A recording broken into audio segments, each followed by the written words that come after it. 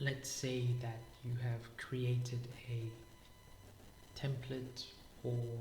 you've created a document that you want to share with your team, or just on the internet for other people to use, or if it's just internally for your employees or your co-workers to help or use or improve over time,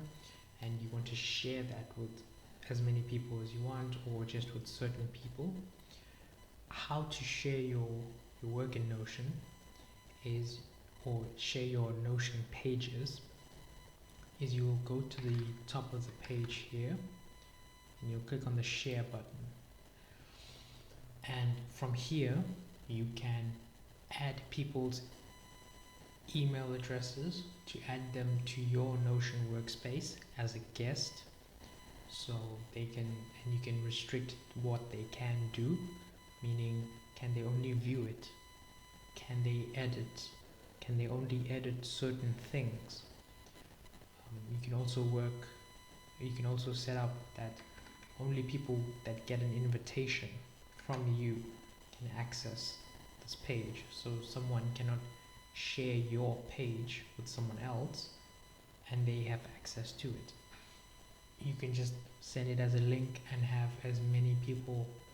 that get the link add themselves to the sheet.